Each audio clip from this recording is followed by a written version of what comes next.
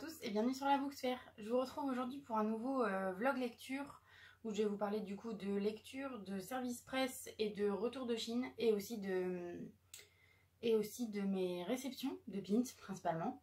Donc je vais commencer tout de suite par le retour de Chine d'hier en fait.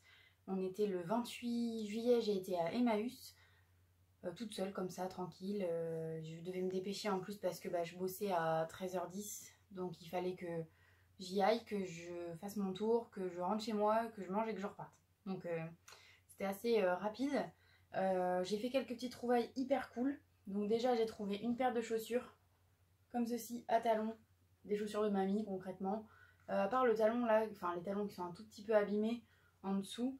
Le reste c'est en super bon état, elles sont noires basiques et il y a des petits trous là comme ça sur le devant, je les adore, elles sont hyper confortables et elles m'ont coûté 4 €. J'ai aussi trouvé une nappe comme ceci, bleu à carreaux, enfin bleu et blanc à carreaux, elle a quelques taches, je sais plus où exactement. Mais je vais la détacher, là elle va partir à la machine juste après que j'ai terminé. Et je vais la détacher et je vais m'en servir de nappe en fait. Je vais pas m'en servir pour la couture ou quoi, c'est vraiment pour en faire une nappe. Ensuite, toujours à Emmaüs, au rayon livre, j'ai trouvé quelques petits trucs. J'ai trouvé deux choses précisément. Il faut savoir que dans les Harry Potter, j'ai la première édition Folio Junior, donc en format poche. J'ai du 1 au 6 en format poche et le dernier je l'ai en grand format. Sauf que du coup j'aimerais bien compléter les collections dans un sens et dans l'autre. C'est-à-dire que j'aimerais bien avoir tous les grands formats du coup de la première édition chez Gallimard et tous les poches de la première édition chez Folio Junior. Donc j'ai trouvé le grand format, donc c'est Harry Potter et le Prince de Sang-Mêlé, le tome 6. Et il m'a coûté 3 €. Il est vraiment en bon état. Les pages sont pas jaunies ni rien, vraiment grave de la chance. Et j'ai aussi trouvé du coup dans ce même format-ci le tome 6 qui est aussi le tome 5 pardon, donc l'ordre du Phénix, qui est aussi en vraiment bon état. Le seul truc c'est ici là les dorures qui sont un peu passées. Franchement pour 3 €, voilà. J'allais pas faire la fine bouche non plus. Donc très contente d'avoir trouvé ces deux livres là. Je vais pouvoir les ajouter à ma collection Harry Potter. Donc voilà, il va me manquer le tome 7 en poche et puis du 1 au 4 en grand format. Voilà. Ensuite au rayon chantier, vaisselle, bric-à-brac et tout ça, j'ai trouvé deux petits trucs Disney. Je suis trop contente. En fait c'est simple, je suis arrivée dans le truc, j'ai vu, j'ai pris, j'ai vu, j'ai pris. Voilà. Ça m'a coûté 1 € les deux, donc 50 centimes l'unité. J'ai trouvé un petit plateau Winnie l'ourson. J'adore. J'adore, je suis trop contente. Je vais pouvoir m'en servir quand je monte dans mon bureau pour mettre mon café, etc. Et un verre tic et tac, comme ceci, qui vient de Disneyland Paris. Hop, avec au fond le petit... Je sais pas si on bien voit. Enfin bref, la gravure comme quoi que ça vient de Disneyland Paris si vous voulez. Donc voilà, le petit plateau, le petit verre, très très contente. Et en dernier, j'ai trouvé un jeu de société. Pareil, là, je l'ai pas cherché, je l'ai vu, je l'ai pris. Sachant que j'en avais déjà trouvé un autre là-bas. Il s'agit du Zenith Harry Potter. Le voilà. Et donc là, ça contient les films. Alors attendez. Merde. Comprend des images et des questions des énigmes bonus issues de la Coupe de Feu. Sachant que moi, j'en avais un autre que j'ai acheté à Emmaüs aussi. Sur je sais plus lequel. Mais c'était pas sur celui-là, c'est sûr. Et celui-là, il m'a coûté 5 € et il est complet. Tous les jeux chez Emmaüs sont vérifiés avant d'être mis en vente. Et de toute façon, si c'est pas complet, c'est noté sur le truc. Et là, en l'occurrence, il était complet et au prix de 5 €. Donc voilà, toutes mes petites trouvailles. Je suis tellement contente. Vous n'avez pas idée d'avoir trouvé tout ça. Je passe vite fait au SP. Je vais juste vous les montrer comme ça.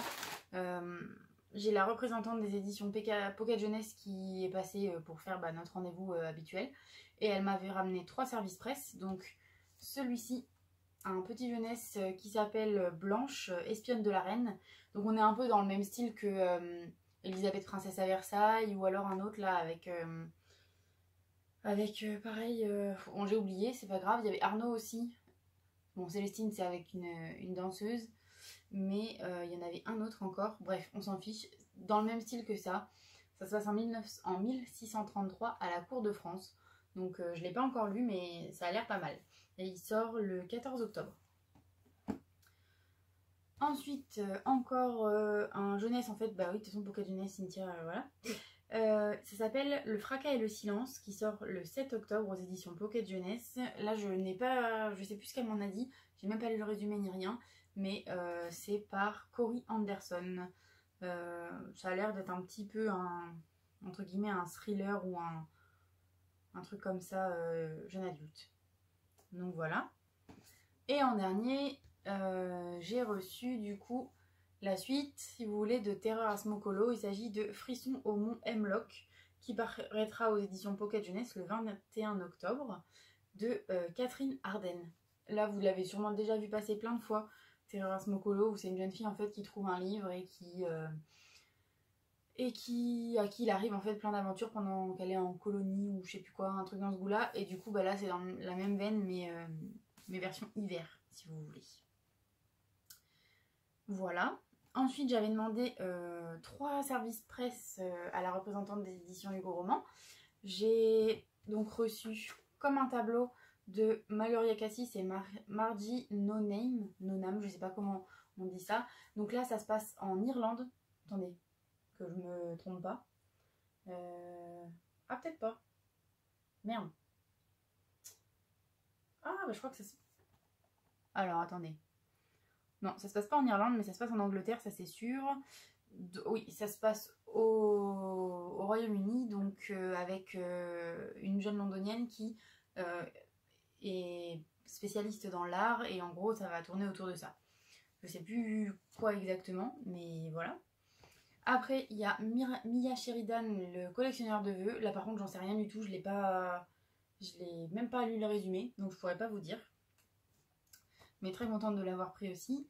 Et en dernier, je l'attendais, vous aviez pas idée à quel point. Je l'ai pas encore lu, attention, je m'auto-surprends parce que je ne l'ai pas encore lu. Il s'agit du tome 4 de Briar Youth, The Dare.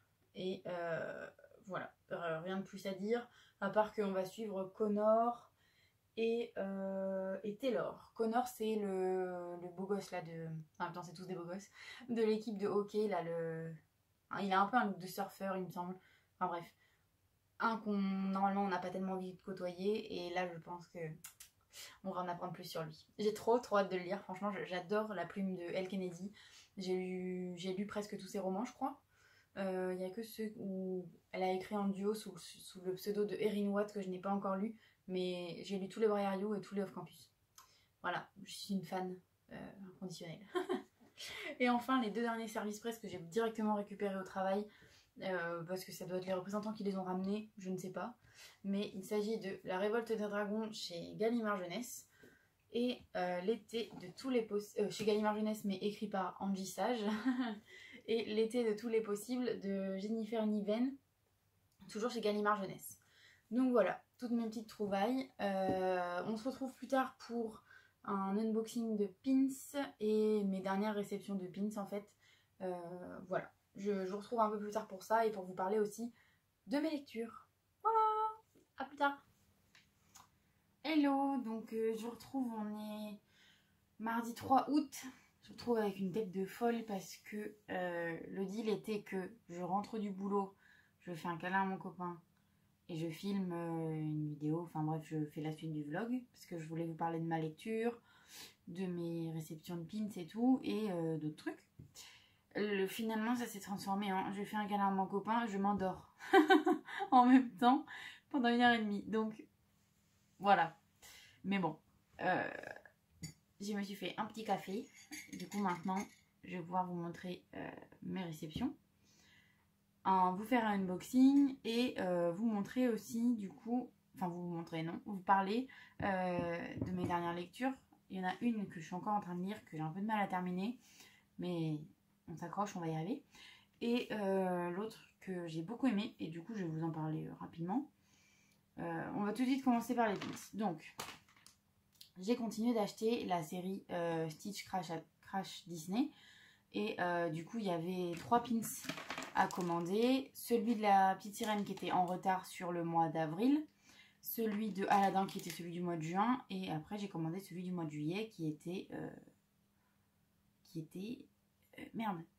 La Belle au Bois dormant. Donc du coup, je vais vous montrer ça au fur et à mesure. Ils sont un tout petit peu poussiéreux parce qu'ils attendent sur le bureau que je vous filme ça depuis fort longtemps. Donc là, vous avez Stitch en mode petite sirène avec la petite fleur qui est en relief un petit peu. Enfin, il est déjà en relief, mais qu'il est encore plus et qu'il y a une espèce de petite texture et des petites paillettes. C'est pas mignon, on adore. Donc ça, c'était le pins du mois d'avril qui arrive en retard pour défaut de fabrication, il me semble. Ensuite, on a Stitch Crash Aladdin. Et là, on a Stitch comme ça. Il est trop mimi, franchement. Et là, c'est son chapeau qui est texturisé, en fait. Voilà. Il est un tout petit peu en relief, là. Et puis là, en fait, c'est un peu une sorte de texture gomme, si vous voulez. Je trouve vraiment sympa. Voilà. Et en dernier, j'ai Stitch Crash La Belle au Bois dormant. C'est le premier que je reçois sous blister comme ça. Et dont les côtés n'ont pas de trous. Je suis un peu déçue. Bon non, je suis pas déçue parce que c'est le pins en soi qui m'intéresse. Mais c'est vrai que j'aimais bien le packaging avec les trous sur les côtés. Bon, il ressemble à ça quand même. Il est quand même pas mal. Là, vous avez les petites bougies texturisées. Il est en mode moitié rose, moitié bleu. J'adore franchement. Trop contente qu'ils aient fait ça comme ça. Parce que... c'est vraiment le truc emblématique de La Belle au Bois dormant, mis à part Maléfique, quoi. Et le rouet, à la limite. Bon. Donc franchement, trop contente. J'en suis super heureuse de ce pinceau-là. Ensuite, j'ai une petite commande à vous montrer. Enfin, une petite commande. 1, 2, 3, 4, 5, 6, 7 pins. Tout va bien. Vraiment, ils m'ont coûté pas cher du tout. Je les ai pris sur un groupe de vente de pins. Et je crois que c'était 3 € le pins. Bon, bah voilà, hein. Donc j'ai pris Stitch comme ça en version tête de Mickey, qui est plutôt sympa. Hop. Et en fait, si vous voulez, ça vient de Sachet Mystère, là, comme je vous ai déjà ouvert la dernière fois sur la chaîne, c'était dans un vlog, je crois. Ça vient de Sachet Mystère et moi, dans cette série-là, par exemple, je voulais que Stitch, donc j'allais pas acheter un sachet mystère pour ça, c'est ridicule. Surtout qu'il aurait fallu que je le cherche pour me le procurer aux États-Unis, l'importer, etc. Machin. Pour pas être sûr d'avoir Stitch, non. Et puis bah du coup le prix du pins me convenait totalement puisque 3 €. Le sachet, je crois qu'il y en a 5 dedans ou 4, il est à 30 €. Bon, voilà, 3 €, on va pas voilà. Hein. Et là après c'est la même chose pour cette série, c'est les chaussures. Je les ai payées 3 € chacune, je crois aussi. Et en fait, pareil, c'était, ou c'est encore, je ne sais pas si c'est encore disponible, des sachets mystères. Donc, j'ai pris plusieurs personnes. J'ai ok, yes. J'ai pris plusieurs personnages. Sachant que je veux toute la collection complète, en fait. Il n'y a pas de... Voilà. Là, je veux toute la collection complète. Donc, j'ai pris La Belle au Bois... Non, oui. Enfin, j'ai pris Aurore de La Belle au Bois dormant. Hop, je vais y arriver. Donc sa chaussure se présente comme ceci. Rose avec ici la lanière, c'est sa couronne en fait. Voilà. Ensuite, j'ai pris Blanche-Neige. Même chose. C'est sa tenue et là son petit nœud. Rouge. Elle a un nœud rouge? J'ai comme un doute maintenant. Ensuite, j'ai pris hop, Cendrillon. Et Réponse, évidemment. Voilà. Donc ça, c'est tout pour les pins princesse. Ouais. Et après, c'est les pins, pareil en fait, de la série avec les chaussures. Mais version méchant. Je suis en train de regarder le dos du pins. Ouais. Bien. Bien, bien, bien. Hop. Et là, j'ai pris Cruella. Comme ceci. Et crochet. qui est tout mignon. J'aime beaucoup celui de crochet, vraiment, c'est le... Il est hyper détaillé avec le crochet, la plume, l'espèce de bord de chapeau. Là, le... Je crois qu'on appelle ça un jabot ou un truc comme ça. Enfin bref, voilà. Hyper détaillé, j'adore. J'adore. Trop contente. Voilà. Donc ça, c'était ma petite réception de pins. Non, ça c'est ce que j'ai reçu dernièrement. Mais ce n'est pas tout. J'ai aussi reçu... je ne sais pas si je vois mon adresse, donc... J'ai aussi reçu les pins que j'avais commandés il y a fort longtemps. C'était le Kickstarter des sœurs sur la boutique Art of Shop. Ouais, Art of Box, plutôt. Et en fait, elles avaient fait une série Disney Book. Du coup, autant vous dire que j'ai quasiment tout acheté. Bref, je me munis de mon ouvre-colis et je vais vous montrer tout ça.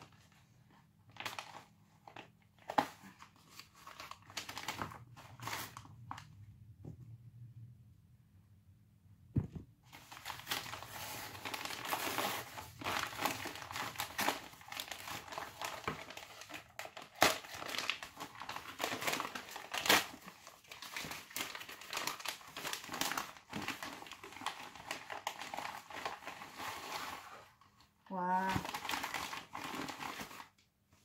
Il y a plein de choses. Alors, du coup, ça c'est le petit mot de remerciement qui est trop chou pipi. Hop. Qui dit un grand merci pour ta commande. Hop. La petite carte Art of Box. Voilà, c'est bien ça, je me suis pas trompée. C'est parce que le nom de l'Instagram c'est Art of Box Shop. Donc à chaque fois je me plante. Ça donne ça. Je sais pas si on va bien voir. Voilà. Et donc, j'ai presque tout commandé, je crois. Ouais, si ce n'est tout en fait. Je ne sais plus. Voilà, hop, tout ça. Je vais tout vous sortir, tout vous montrer. Et j'ai eu du coup en prime 2 stickers qui sont hyper kiki. Hop là. En voilà un de Mulan. Et un deuxième de Pocahontas. Voilà. Je vais vous sortir tout ça. Et je vais tout vous montrer. Allez, même les cartes, elles sont trop jolies. Et elles sont plus adaptées au format pochette comme ça. Ah, je suis contente parce que comme ça, j'abîme pas la... Bon, je vais pas les laisser sur les cartes, oui. Mais c'est plus facile en fait de les sortir. Du coup, ça t'abîme moins la carte. Bref, je suis complètement maniaque pour rien. Donc, allons-y. C'est trop beau. Je suis trop contente. On a le premier de La Belle et la Bête avec... Merde, Zip, Big Ben et Lumière. Et la rose au milieu. Franchement, il est trop beau. J'espère qu'on va pouvoir voir un peu. Ouais, voilà. Ensuite, on a Pocahontas, que vous avez déjà un petit peu vu en stickers. Donc, on a le collier, on a Meko, on a la boussole et l'espèce de... Ah, on a Flic aussi. Flic ou Flit? Flit, je sais plus. Bref. Et l'espèce d'air du vent. Voilà, j'adore, il est trop beau aussi. Ensuite, on va avoir Cendrillon. Oh, j'adore, vraiment, ça me passionne. Voilà. On a donc du coup le détail de la petite souris sur le ruban, évidemment le ruban, les petites bobines de fil, le petit oiseau, trop kiki, et bien sûr la citrouille, bien sûr, bien sûr. Ensuite, on a Ariel, enfin la Belle et la Bête, oui, bien sûr Cynthia, la petite sirène, n'importe quoi. Donc on a les profils de Eric et Ariel avec Polochon en bas et des coquillages, trop beau. Je vois mon œil dans le retour, quelle horreur, bref. On va avoir aussi du coup Mulan comme vous avez vu tout à l'heure sur... il est hyper... Oh là là, mon dieu. Comme vous avez vu sur le pins, ils sont hyper détaillés, ils sont magnifiques. Donc vous avez Mouchou bien sûr, l'épée, criquet, le peigne, l'espèce de collier, je crois, je suis plus sûre maintenant. Des fleurs bien sûr, des fleurs de lotus je crois, je suis pas certaine. Et ça je sais pas ce que c'est par contre, c'est un emblème, c'est l'emblème qui représente Mouchou je pense dans la famille de Mulan, mais je ne sais plus quand est-ce qu'il apparaît. Et les fleurs, je vous avoue, je suis pas sûre de ce que c'est, mais je m'en fiche, elles sont trop belles. Je vais avoir aussi celui de Peter Pan. Pas un de mes préférés, celui de Peter Pan. Enfin, le film Peter Pan, c'était pas un de mes préférés. Je suis plus princesse et tout, machin, parce que voilà, c'est mes goûts. Mais là, le pins, trop beau, franchement. Regardez-moi ça. Hop. On va avoir l'étoile. On va avoir Peter Pan écrit dessus, bien sûr.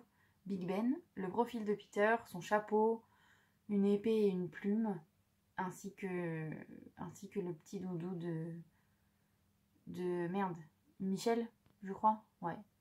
Et puis en haut de Big Ben, évidemment, on a le crochet. Franchement, il est hyper cool. J'adore. Il n'en reste plus que 2, c'est passé si vite. Il va me rester du coup réponse. Réponse, alors, je suis pas déçue. Attention, je suis pas déçue. C'est juste que je ne pensais pas que la couleur du fond était aussi rose. Mais ça me va très bien comme ça. C'est juste que je m'attendais pas à ça. Du coup, on va avoir évidemment la chevelure de réponse, Pascal, la tour, la fleur qui a sauvé la maman de réponse, je sais plus comment elle s'appelle, et les lanternes de Corona. Et bien sûr, le symbole de Corona au milieu. J'adore. Et le dernier, et non des moindres, la princesse et la grenouille. Il est vraiment trop beau, putain. Franchement, là franchement, je filme avec mon portable, ça rend pas justice. Si seulement j'avais de quoi vous montrer vraiment bien le truc, enfin, trop magnifique. Donc, on va avoir, c'est Naveen, du coup, en grenouille. Putain, comment il s'appelle déjà le... Eh ben, je sais plus. L'espèce de luciole, là. Et puis des fleurs des marais, évidemment. Avec écrit aussi le nom du restaurant de Tiana. Et voilà. Il est vraiment trop beau. Et j'adore les cartes, là. Parce que le titre de la collection, c'est Fairy Tales, conte de fées. Et franchement, ça, c'est trop joli. Et j'aime trop ce format, voilà, de cartes là. Parce que comme je vous disais, hop, ça rentre hyper facilement. Et on les ressort hyper facilement sans abîmer le truc. Même si, bon, le but étant de les sortir, je sais, j'aime bien en fait garder en backup les cartes comme ça, si jamais un jour, non pas que je veux les revendre, mais si jamais un jour pour X ou Y raison je veux les remettre dessus leurs cartes, et ben je suis bien contente que ce soit pas abîmé. Voilà, mon côté maniaque. Voilà, bon, je vais prendre un tout petit peu de café, quand même.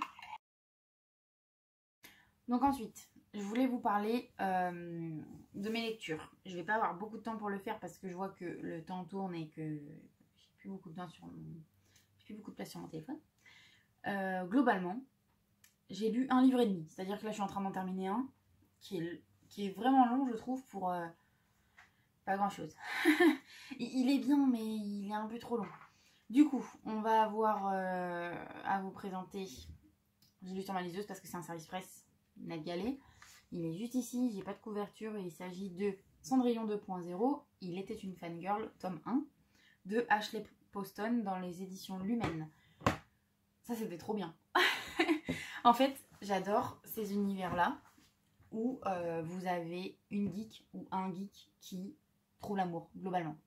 Parce que là, si vous voulez, c'est l'histoire de... Ah, évidemment, j'ai oublié son nom. Comment ça s'appelle ? Donc on va suivre Ellie en fait qui est une très grosse fan de la série Starfield et qui tient un blog en ligne sur cette série là. Et lorsqu'en fait elle découvre le casting du film tiré de sa série préférée, elle est hyper déçue.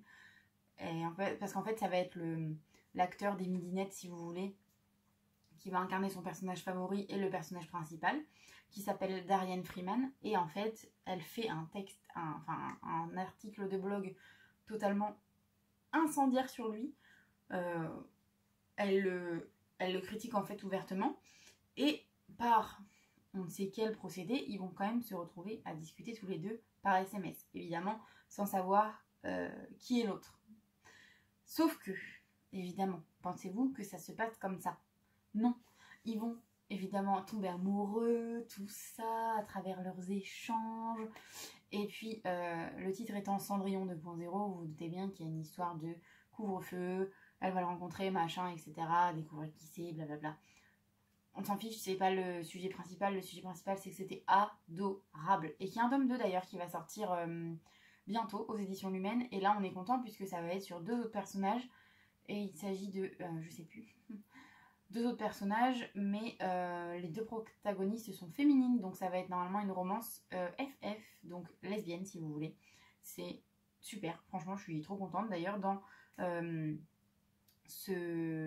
dans ce premier tome, on a de la représentation en fait de personnes LGBT. Donc voilà, c'est trop cool.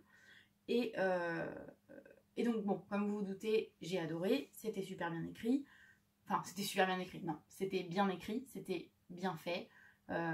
C'est prévisible, mais très sympa. Franchement, je me suis pas ennuyée. J'ai trouvé les détails sur Starfield super intéressants, puisque moi-même étant fan de Harry Potter par exemple, j'étais très contente de voir un peu, enfin de retrouver en fait un univers où où c'est un peu une cohésion, etc. C'est avec une convention, etc. C'est trop, ça me fait plaisir en fait. J'ai passé un bon moment. Voilà. Par contre, maintenant, je suis en train de lire le tome 1 des Shakespeare Sisters. Je suis en train de regarder si je dois l'avoir là dans ma pile de bazar. Mais c'est ça. Hop. C'est celui-là. Donc, je suis en train de lire le tome 1. Alors, c'est pas que c'est pas glorieux. Parce que c'est pas mal quand même. En fait, l'histoire est prenante. On passe un bon moment. C'est assez fluide et tout. Mais je commence un petit peu à m'ennuyer, je dois l'avouer, parce que ça n'avance plus. Là, ça y est, ça avance plus. Il se passait plein de trucs au début, un peu relation amour-haine, etc. Mais là, on s'ennuie un peu en ce moment, là. Je suis à 60% du livre. Il se passe pas grand-chose. Parce qu'en fait, vous allez suivre Seska Shakespeare, qui est une jeune femme qui a un seul ennemi juré dans la vie, c'est... Putain, à chaque fois j'oublie le nom des persos, hein, c'est un truc de fou. C'est... son prénom je sais plus, mais son nom de famille c'est Carlton ou Carlson. Bref. Si je retrouve, je l'écris, parce que là je m'en rappelle pas. C'est son seul ennemi juré, puisque il lui a fait faux bond lors de la présentation de sa pièce de théâtre. Il l'a laissé tomber et du coup tout son truc est tombé à l'eau. Elle était devenue la risée du monde du théâtre, etc. Elle ne s'en est pas remise, elle ne peut plus écrire de pièces de théâtre ni rien d'autre depuis ce moment-là. Elle lui en veut énormément et tout ce qu'elle veut, elle sait se venger. Si un jour elle le retrouve, bien sûr. Sauf que lui, entre-temps, a fait sa vie à Hollywood et tout, c'est une superstar, plein de déboires, etc. Et par l'opération du Saint-Esprit, ils vont tous les deux se retrouver au même endroit à passer des vacances. Enfin, elle travaille, si vous voulez, pour la famille du gars, dans une espèce de villa en Italie au bord du lac de Côme. Et lui revient dans cette villa pour se ressourcer parce qu'il a des problèmes, tout ça, tout ça. Voilà.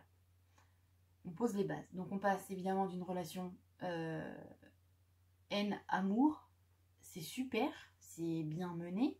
Le vocabulaire est pas bête pour une enfin, je vais dire bête pour une romance, je lis énormément de romances, mais le vocabulaire est bien développé. C'est quand même bien écrit. On n'est pas juste dans une romance basique, ils mettent quand même du temps à se mettre ensemble. Au bout de 20 pages, on n'a pas une scène de sexe. C'est bien mené. Mais là, je commence à m'ennuyer, il va falloir un peu d'action. Là, elle est en train d'essayer de le rendre jaloux avec le voisin. Donc bon, à un moment donné, voilà. On sait qu'ils sont un peu in love tous les deux. C'était couru d'avance, c'était prévisible, sinon ça serait pas... Enfin, sinon l'histoire aurait pas besoin d'être écrite. Mais là, il me manque un truc, là. Il va falloir que ça revienne, parce que sinon, je vais pas aimer. Je vais être déçue. Voilà. Donc pour l'instant, j'en suis là. Dès que j'aurai fini, je vous en reparle. Et puis, voilà. Après, je reviendrai vers vous pour, je pense, une autre lecture. J'essaierai de clôturer ce vlog avec mon avis final quand même sur le livre. Et puis, si jamais j'ai d'autres choses à vous montrer, je le ferai à ce moment-là. Ah oui, j'ai d'autres choses à vous montrer. Je le fais maintenant. Je me suis fait un petit craquage. Voilà. Non, mais je pense que j'ai rien de plus à dire. Je me suis fait un petit craquage. Un petit craquage à 33,25 €. Le prix éditeur est à 35 €. Voilà, on adore. Parce que chez Leclerc, vous avez en fait la réduction de 5%. Et puis, bah, comme elle y est tout le temps, bah, j'en ai profité, quoi. Voilà, je travaille dans un espace culturel Leclerc. On fait cette réduction-là. Bon, c'est que 3 € hein, de moins, même pas 3 €. Donc voilà, c'était le petit craquage. Si j'ai la foi, je vous l'ouvrirai dans la prochaine... dans une autre vidéo, mais là... voilà, je pense que vous pouvez voir des unboxings sur internet, sur YouTube et tout, sans problème. Donc voilà, voilà. Sur ce, je vais finir mon café. Et puis voilà, je vous expliquerai peut-être un peu plus tard mon système de notation de mes livres. Tiens, peut-être faire ça. Le système est très simple en soi, mais je vous le montrerai plus tard dans un prochain clip parce que là j'ai plus de place sur mon téléphone. Voilà, à plus tard.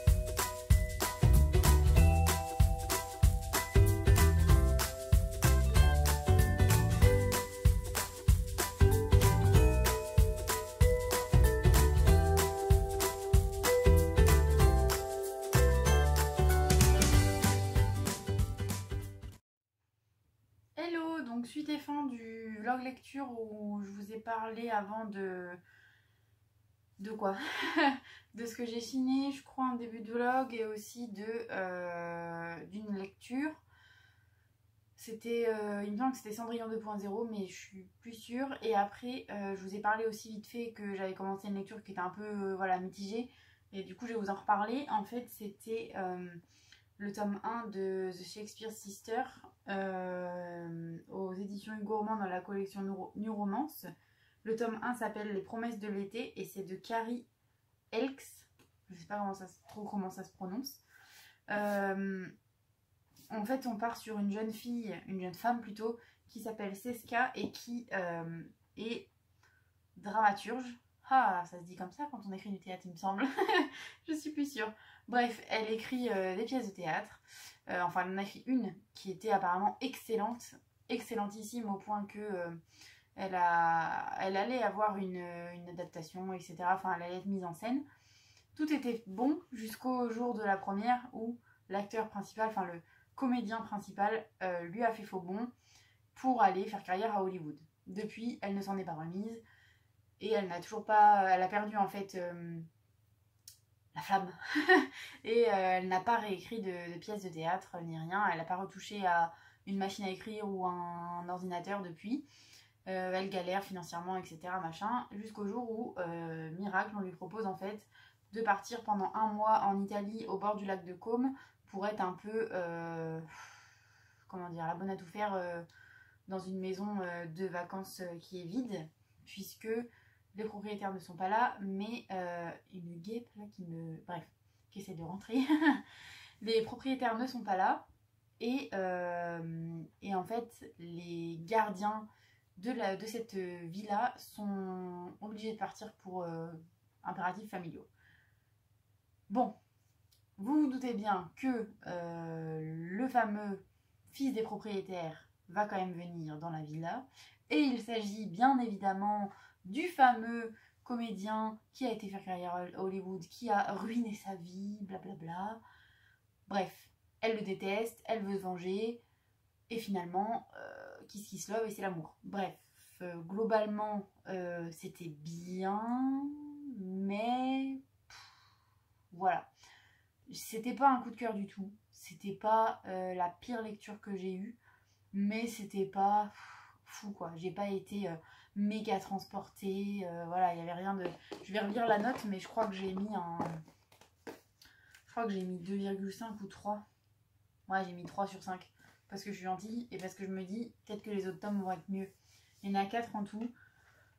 Je mise sur les autres parce que celui-là ça n'a pas du tout été mon préféré, je l'ai pas trouvé extraordinaire. Voilà, c'était en demi-teinte. Tout le début est long pour pas grand chose je trouve, puis tout d'un coup ça s'accélère, il se passe des trucs, c'est un peu rapide mais en même temps ça a tellement été long au début que c'est pas étonnant, et puis la fin je l'ai trouvé un peu bâclée. Enfin, il se passe les trucs intéressants qui doivent se passer à la fin, mais j'ai trouvé que c'était un peu bâclé. Je suis un peu déçue, j'aurais bien aimé avoir un truc en plus en fait. J'attendais quelque chose de plus que je n'ai pas eu, mais c'était pas si mal, mais pas exceptionnel. Voilà. Ensuite, j'ai lu autre chose. J'ai lu un service presse Instant Karma de Marissa Meyer aux éditions Pocket Jeunesse. Et là, par contre, les gars, j'ai adoré. Vraiment, j'ai adoré. Et je l'ai lu sur ma liseuse qui est en train de charger. Parce que c'est un service presse numérique que j'ai pris sur NetGalley. Vraiment, pépite. J'ai mis 4,5 parce que c'était... Parce qu'il m'a manqué un tout petit truc. Tout petit. J'aurais pu avoir le maximum si on avait eu à la fin un détail. Enfin, un détail. Si on avait pris un peu plus sur la situation... je peux pas trop en dire parce que sinon je vais vous spoiler le truc, mais sur la dernière situation en gros qu'il y a vers la fin du roman, j'aurais aimé en savoir plus en fait sur ce qui se passe après, après l'histoire. Voilà, c'est juste ça qui m'a manqué, sinon le reste, trop bien. La plume, génial. Les personnages, super. Ah non, Prudence, elle m'a gonflé quand même. Les personnages, super. Les messages à faire passer, hyper bien. Enfin, on a eu un combo gagnant. Donc, c'est l'histoire de... j'ai cogné dans ma machine à coudre. C'est l'histoire de Prudence, qui est première de la classe, qui est parfaite sous tout rapport, etc. Enfin, elle se croit parfaite. Et à côté, on a Quint Erickson, qui est un jeune homme, ma foi, somme toute normal, qui est dans la moyenne, ni très bon ni très mauvais, mais qui a en effet quelques petits soucis de ponctualité, de sérieux au niveau des cours, etc. Elle le déteste bien sûr, mais ils sont tous les deux partenaires de biologie. Ils ont dû dans l'année en fait faire un exposé ensemble qui, autant vous dire, a totalement foiré puisqu'ils n'ont pas travaillé ensemble.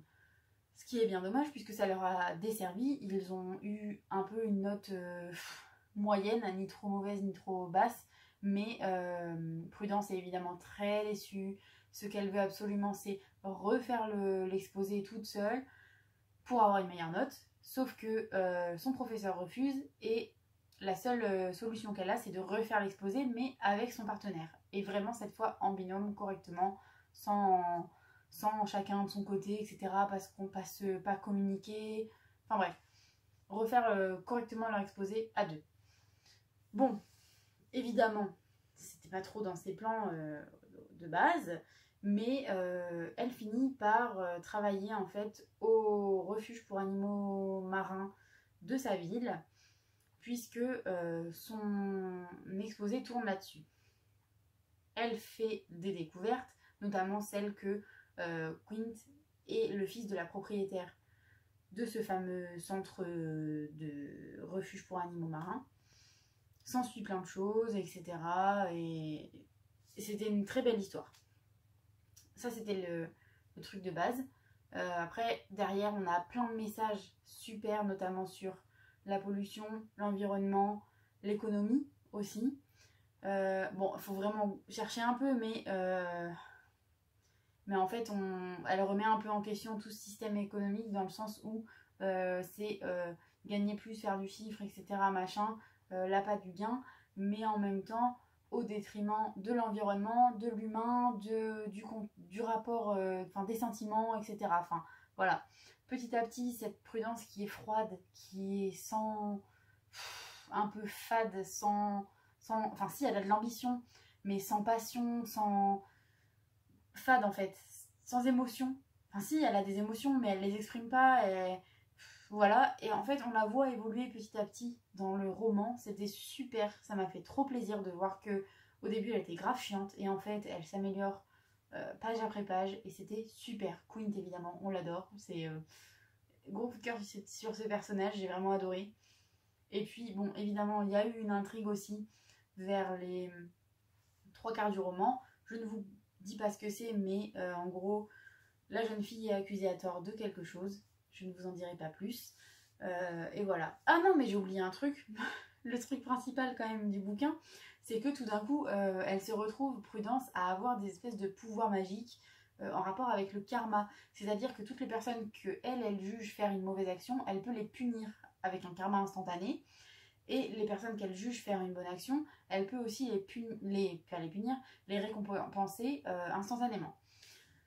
Donc voilà, ça aussi, c'est aussi une des morales du bouquin, puisque les apparences sont trompeuses. Des fois, les personnes qu'on pense faire une mauvaise action en font finalement une bonne, et inversement. Voilà, c'était très très bien fait, j'ai adoré, adoré, adoré, adoré. Et là, j'ai enchaîné avec le tome 4 de Phobos. Alors, pour la petite histoire, j'avais tout lu. Enfin, je pensais avoir lu tous les Phobos et je me suis rendu compte que je n'avais pas terminé le tome 4. Mais vous allez me dire, comment tu n'as pas pu terminer le tome 4? En fait, c'était pendant mon voyage en Corée. J'ai enchaîné les livres, les tomes 2 et 3 et j'ai commencé le tome 4. Sauf que, arrivé, je pense, à quasiment un peu moins de la moitié, j'ai dit, ouais, bon, voilà, j'en ai marre. Je venais de m'enchaîner les 2 autres aussi, hein, merde. Et du coup, sachant que je fais jamais ça en fait, j'espace toujours mes lectures de tomes parce que j'aime pas après faire une overdose de l'univers et me dire bah ouais, tout ça pour ça, enfin voilà. Bref, j'ai donc pas terminé le tome 4 et je me suis aperçue de ça en regardant un peu les livres que j'avais sur ma liseuse et je vois que Phobos est à 30 et quelques pourcents. Je dis bah non, ça va pas du tout. Et en effet, je me rappelais pas de la fin de l'histoire. Bah oui, évidemment, tu ne l'as pas lu. Donc là, je l'ai repris. Je recommence du début parce que... Enfin, j'aurais recommencé tout le tome 4 parce que je me rends compte qu'en fait, j'ai pas suivi ma lecture, j'étais pas assidue. Donc, je recommence. Et voilà, je suis là-dessus. Et dès que j'ai terminé, je sais pas si j'enchaîne autre chose ou si... Enfin, si je pense qu'il faudra que j'enchaîne autre chose. Parce que je vais participer au challenge Disney Book Challenge de la chaîne... de Charlène de la chaîne Les Lectures Sucrées. Je vais vous tourner une vidéo pile à lire et je pense que je ferai des vlogs aussi de ce challenge-là. Et en fait, j'ai déjà prévu plein de trucs à lire, etc. Et il faudra juste que si vous voulez, que je m'y mette, quoi. Mais je voudrais vraiment les lire dans le temps imparti. Donc il ne faut pas que je commence les livres que j'ai dans ma pile à lire de ce challenge-là, etc. Donc il faut absolument que je lise autre chose qui n'y est pas dans cette pile. Bref, c'est pas le sujet principal de ce vlog. Donc voilà, je m'arrête ici, je vous parlerai de ma prochaine lecture dans un prochain vlog lecture tout simplement. Et voilà, là je voulais... Ah oui, je vous inclus juste tout de suite maintenant. J'ai envie de vous montrer quelques petites choses supplémentaires dans les vlogs, c'est-à-dire quand je fais de la pâtisserie ou des trucs comme ça, enfin un peu de cuisine qui change. Et si je fais un peu de couture, j'aimerais bien vous montrer ça aussi. Donc là tout de suite maintenant, vous allez voir, j'ai fait du pain. Je sais pas si c'est vraiment intéressant, mais j'ai filmé ça. Voilà. Et j'ai fait les retouches sur ma robe que j'ai chinée, que vous avez sûrement vu dans mon... Vous avez peut-être pas vu, non? Je sais pas si j'ai déjà sorti cette vidéo, mais bon bref, sur mon retour de Chine, j'ai chiné une robe à fleurs. Je l'ai retouchée là, hier.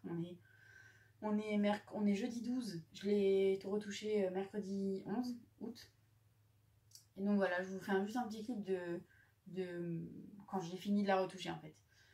Voilà, j'essaierai d'inclure ça au fur et à mesure des prochains vlogs. Sur ce, j'arrête de parler. Je vous dis à bientôt pour une prochaine vidéo. Et voilà, c'est tout. Ciao!